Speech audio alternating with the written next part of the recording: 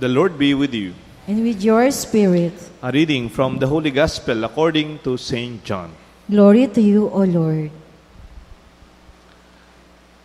God so loved the world that He gave His only Son, so that everyone who believes in Him might not perish, but might have eternal life.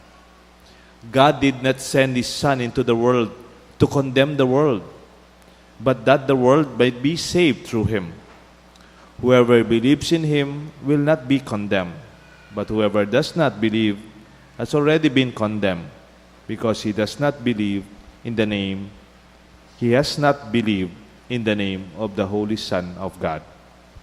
My dear brothers and sisters, the good news of our salvation. Praise to you, Lord Jesus Christ.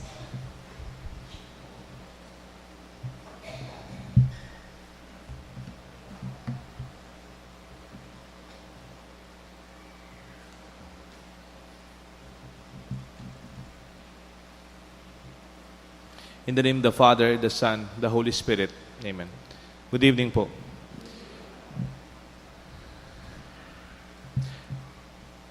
Our gospel today is a very intimate gospel. If you listen, pakinggan po ninyo. God so loved the world. Isn't that very loving as an invitation to see God as a loving God? Kasi pagtingin natin sa Diyos, yung mamarusa, pag nagkasala ka, pupunta ka sa impyerno, o kaya mayroon pang konti yung may bonus nasa purgatorio, yung parang if you will sin, you will be condemned. Madalas naririnig ko sa mga ibang sekta, pag nagkasala ka, ikaw ay paparusahan. And it seems the gospel today and the foundation of our faith, it does not talk about a condemning God. Listen further. God so loved the world that He gave us His only Son. He did not send His Son to condemn the world, but instead, through Him, the world might be saved. What a wonderful, intimate understanding of the Holy Trinity. Kasi nung bata tayo, parang panakot natin ang Diyos. Panakot natin, galit ang Diyos. Pati kaming pare, huwag ka maingay. Yan ang father, yan na si father. parang anti-relationship yung mga ganon. Yung parang, it is fear that overcomes our relationship. In fact, if I may give a title to our reflection to the Holy Trinity, it's a God of relationships. Let us see. Minsan po, meron akong pinagsiserve na parokya. Nung wala pa po akong parokya, pakalat-kalat po ako kung saan-saan ako nagmimisa. Iba-ibang klaseng parokya. May malapit, may malayo. And meron akong paboritong pinagmimisa na parokya. Kasi napaka-organized. Hindi nalilate yung mga nagsiserve, parang sa St. Jude. At praktisado sila pag nagbabasa. At they are very efficient. No? At ako rin, syempre, dahil guest priest lang, nahihiya naman ako nalilate. Meron akong regular mass doon. No? For some years. Minsan, pagkatapos po ng misa ko, may lumapit sa akin. Taga-simbahan. I know because she had been working and serving the church for a long time. And then sabi niya sa akin, ay, blessed Father, kumusta ka na? Che, matagal na kitang hindi nakikita. Malambad na nangyayakakit. Father, sorry Kasi Father, Comlec po ako dati. Yes, alam ko. Ikaw naman, parati ikaw yung commentator o nagbabasa sa mga Sunday Mass ko, no? Kasi magaling po magbasa yung matandang yun. Opo, Father, kaya lang tinanggal na po ako sa pagka-Comlec ko. Bakit po? Bakit? Wala, kasi po, isang Sunday, nakasign ako yung 8:30 Mass, hindi po ako dumating, hindi po ako nagpasabi, hindi po ako nagpapalit. Kaya parang nung mag-umsa na yung Mass, very efficient and very organized yung parish namin, nagkaroon ng konting commotion kasi wala yung first reading. No? And alam ko naman po, Father, na pag nag-absent ka sa assignment mo, hindi ka nagpapalit, hindi ka nagpasabi, automatically you will be removed from the list of those who will be part of the organization. Kaya hindi na po ako nagsiserve ngayon, Father. Ganun ho ba? Tapos bigla siyang umiyak. Iyang-iya ko. O ninano ko po, atse, kikiya ko po. Wala, Father, kasi hindi naman nila tinanong bakit hindi ako nakarating. O ba't nag-absent ako? O ano pong nangyari? Ano pong nangyari? Sabi niya, Father, yung asawa ko, 5 o'clock in the morning, nung Sunday na yon, na-stroke po siya.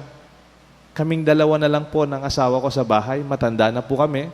Yung mga anak ko, nasa kanya-kanyang bahay na.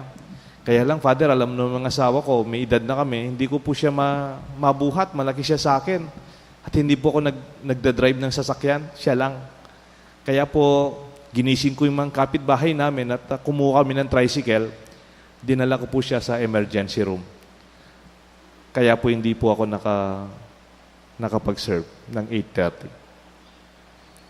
Pero okay lang po yun. Alam ko naman na hindi naman ako dapat magbasa na kasi that's part of our agreement. Pero alam mo, Father, ano yung masakit sa akin? Nakuha nang lumabas sa ospital ng asawa ko. Wala man pong nagbisita sa parokya namin. Oh, hey, Chip. Sorry, sabi ko, ako rin hindi ko nalaman. No? Ako rin, kahit guest priest lang po ako, napahiya po ako. No? I really felt sorry for her.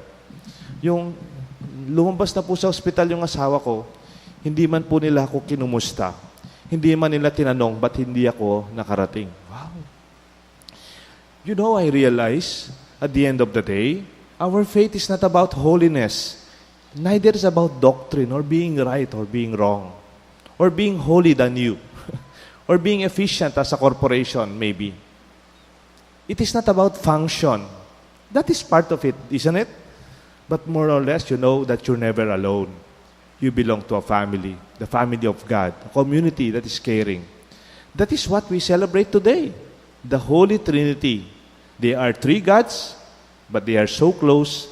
They are 3 persons. They are so close and intimate. We call them one.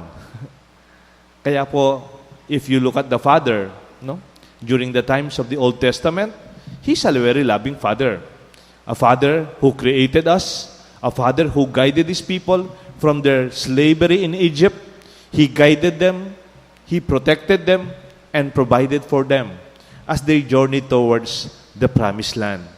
You remember that the Father was very visible, like clouds, pillar of clouds, walking with them in the desert, providing them manna, parang nahuhulog na lang yung mga tinapay sa disyerto. And when the charioteers, the Egyptians, were running after them, the Red Sea was open for His people to pass and to escape sure death. And that is a very loving Father. Sakto pa naman, Father's Day ngayon. Let our Father continue to manifest that role of the Father that we have. A Father continue to guide, to protect, and even to provide for us. And then, that is very clear in the Old Testament.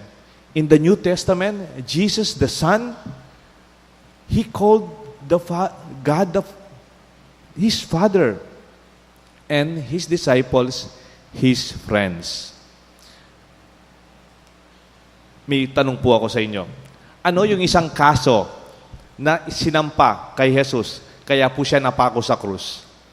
Ano po yung isang kaso na sinampa kay Jesus? He was condemned because of this case. Ano po yun? He called God His Father. Parang, that's abomination. That's unacceptable to God be called Father, and He Himself calling Himself a Son of God. They could not understand the intimacy of the relationship of Jesus with the Father. Sometimes we'd rather relate with God from a distance, formally maybe, or maybe we would not even look at Him. But our Christian faith, we were baptized to be sons and daughters of God. In fact, every Mass, almost every day we pray, Our Father. A prayer attributed to Jesus, a prayer attributed to our relationship with our God. Ang maganda pa po dito, ang relationship ni Jesus to His disciples. Alam niyo po yung maraming readings na Jesus called James and Andrew, John and Andrew, his brothers. They were fishing and they abandoned their nets and even abandoned their father. And then Peter was in his boat and then he said, "Follow me." And then Luke was sitting in his chair as a tax collector. Sabi niya kay Luke, "Follow me." He abandoned, and Matthew pala, and then they abandoned their post. Pwede ba yun? Yung somebody will pass by, and then sasabihin sa'yo, "Follow me," tapos you will follow, yung parang robot. Ganun ba yun? Yung, di ba you will never follow a stranger's invitation? You will never abandon what you are doing if you do not have a deep relationship with that person. You must be good friends, isn't it? Kaya nga po yung second chapter ng John, may kinasal ako kanina ng 3:00, ang gospel, wedding at Cana. Hindi pa nag-start ang ministry ni Jesus. Sabi nga na, it's not yet time. Pero si Mother Mary, no, they have no more wine. And then the first miracle happened. Though it was not yet time. May I ask you, wala pang formal ministry si Jesus. Hindi pa nag-start nag-preach. Hindi pa nag-start nag-heal. Pero sino yung kasama ni Jesus sa wedding? Sabi dun sa start, Jesus with His disciples were in the wedding. Nakikipagkasal na pa sila. Hindi pa sila nagtatrabaho magkakasama. So I assume, I believe, humanly speaking, even from our experience, when Jesus called His disciples, it was not the first meeting of strangers. It was an affirmation. They followed Jesus because they actually had a very deep relationship and friendship with Him. That's why sabi nga ni Jesus, no greater love will man can offer than to die and offer his life for his neighbors, for his brothers, sisters, parents, for his friends. There will be no greater love for one than to offer his or her life for his friends. That relationship is a relationship of wonderful friendship. Sana po sa atin, kahit dito sa parokya, sinasabi ko sa mga kasama ko nagtatrabaho dito, may trabaho tayo. But more than that, let us not lose our joy of being together as friends. Because Jesus Himself sustained His ministry with His intimate relationship with His disciples. And lastly, the Holy Spirit. You know what unites us? Hindi po pareho ang apelido natin. Hindi po pareho yung address natin. Hindi po magkapareho yung pamilya natin. But there is one thing that unites us. The Holy Spirit. We were baptized in the Holy Spirit. We were confirmed in the Holy Spirit. And the Holy Spirit unites us at this time of our church. Kung meron pong tayong pagkakaisa, hindi po yung uniform. Hindi pare-pareho yung uniform natin. Yung function, hindi po pare-pareho yung function natin. It is our union in the Holy Spirit. Kaya nga may song we are one in the Spirit, we are one in the Lord. And this is our celebration, an intimate relationship with our God. Ako, naniniwala ko, kahit sa mga opisina, kahit sa mga korporasyon, kahit napaka-formal ng ating mga relationship, I'm sure for you, pagka-uwi mo, mahalaga pa rin kung sino yung malapit sa'yo. Isn't it? And I believe even with our God, I hope we really have an intimate relationship with Him. The Father, the Son, Jesus, and the Holy Spirit who is always with us. and the presence of the Father and the Son through the Holy Spirit. It's the same presence of people you love and yet they are not with us anymore. May mahal ba kayong hindi nyo kasama ngayon? May mahal ba kayong wala sila? I think the Spirit and the Spirit of our faith and our relationship and love for one another makes them present in us. And so it is with our God. Gusto ko pong magtapos sa isang bata na pumupunta dito sa simbahan. Pumupunta po siya dito, nakabisikleta. Madalas nakikita ko pag umaga. Lalo na nung summer na walang klase. Pupunta sila dito, may dalang bola. Pagkatapos pala nilang nagbisikleta, nagbabasketball pa. Tapos didiretso sila dyan sa may kumbento, makikinom ng malamig na tubig. Alam na alam ko nagbasketball sila at saka nagbike. Kasi yung amoy nila, amoy summer. At they are always around kasi walang klase. Kaya lang isang kasama nilang nagbabike, kasama nilang lalaro dyan, nasaan basketball. And then, hindi ko alam, hindi naman pala siya Katoliko. Pero kasama siyang naglalaro. Kaya lang, nahihirapan yung kaibigan nilang nagbabasketball, nagbabike, uminom ng tubig, at naglalaro dyan. Pag nagmisa na. Kasi yung kasama niya, mga Knights of the Blessed Sacrament. Pag nagpolo na sila, pag nagsuta na sila, kumuha na silang kandila, yung batang kasama nilang nagbabasketball, naglalaro, nagbabike, nagbobola, nasa labas, nakatingin. Kasi hindi siya nabinyagang Katolik. Alam niyo po, sabi niya, gusto ko pong maging Katoliko. Gusto ko pong magpabinyag. 12 years old na po siya. Naghingi po siya ng permiso sa kanyang magulang, sa kanyang tatay at sa kanyang nanay. Mabuti naman po, pinayagan siya. Pinapabigyan ko na po ng catechesis sa mga katekista natin. At saka siya pa po yung pumili ng ninang at saka ninong. At sabi niya, pag nabinyagan ako, Father, pinakaunang gagawin ko, magna-nights ako.